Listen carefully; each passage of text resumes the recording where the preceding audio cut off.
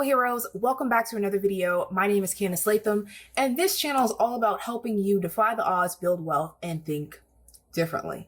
So a few videos ago, I talked about the importance of mindset because what we believe about money is going to directly affect our behaviors that we're taking. And we all know that our behaviors are what leads to actions. So today I want to talk about some millionaire myths because I think that we all think about millionaires in a different way. And like I said, it's important that we're aware of how we're thinking about people who have money if we, in fact, are trying to gain money and be wealthy ourselves. So this great book that everyone refers to as I was doing some research is The Millionaire Next Door. Now, I read this book a few years ago. I don't have it right now in my book collection. I should have it, but I left it back at my mom's house in Boston. He brought up a great point that I wanted to read. I had posted on my Instagram account something about money mindset, and a woman shared her comments on him. Her Instagram name is Two Sides of a Dime. And she said, a lot of people have this mindset that millionaires are evil people that take advantage of others. And if you're a high income earner, you're living a miserable life because you're always working. I think it's because people see these things as unattainable, so they make up excuses as to why they can't achieve them. And that is a really great point that I never really thought about. But because the first myth that I'm going to touch on is many millionaires are first generation. And sometimes people believe that, all the millionaires just inherit their money, right? They just inherit their money. And so that means there's no chance for me because I don't come from money. But in this article, it says Stanley and Danko point out that only 19% of millionaires had received money from a trust or an estate. And 91% never received any ownership from a family business or substantial percentages. And 91% never received any ownership of a family business. A substantial percentage are self-made. So what does this mean? This is a myth, and this is a myth that we have to debunk, that because if we believe that just you can only build wealth if you come from money, and then that means that wealth is just like a lottery ticket that you have to be born into it. And if you're not born into it, then it's over. You might as well pack up your bags and don't even try to build wealth because you're never going to get there because you weren't born into it.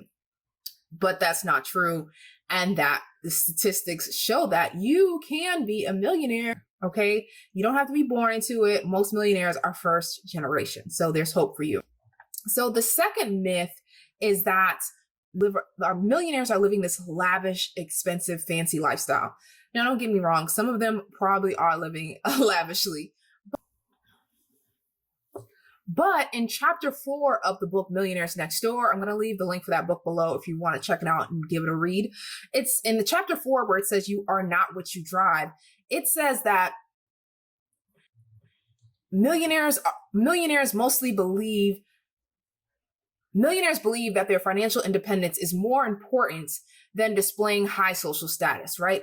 So then having, these mansions or driving these fancy cars, they're more like frugal looking everyday people. In fact, they probably blend in. You probably wouldn't even know that they were a millionaire because they're not wearing their wealth.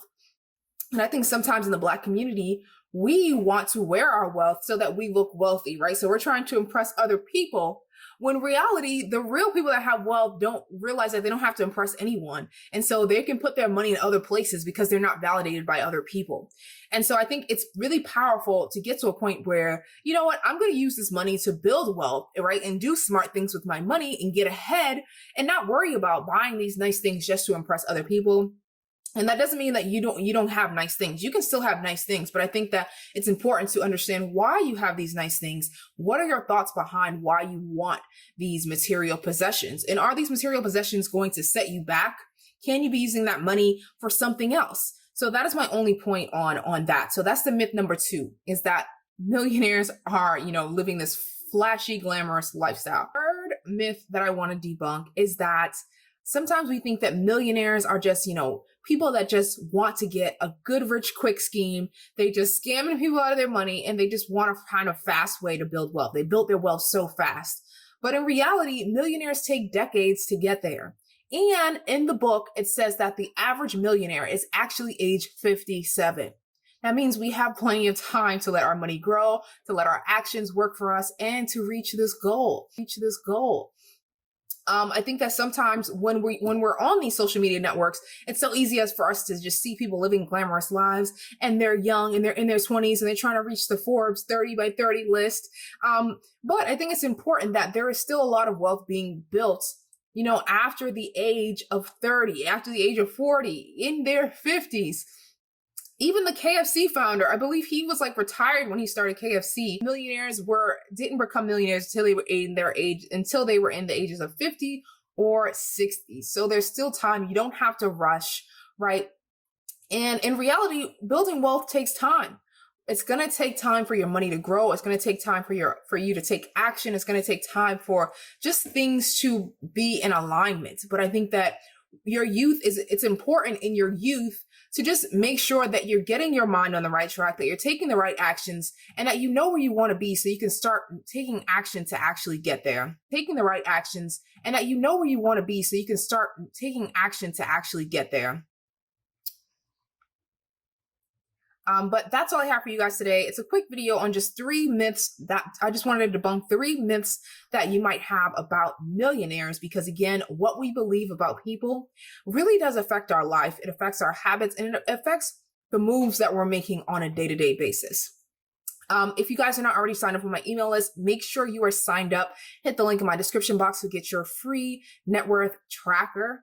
And as well as I have some other great resources for you guys to check out in my description box as well, if you're looking for more resources to help you get on track with your money. That's all I have for you guys today. I'm Candice Latham. And until next time, I hope you continue to keep defying the odds, thinking differently, and building wealth.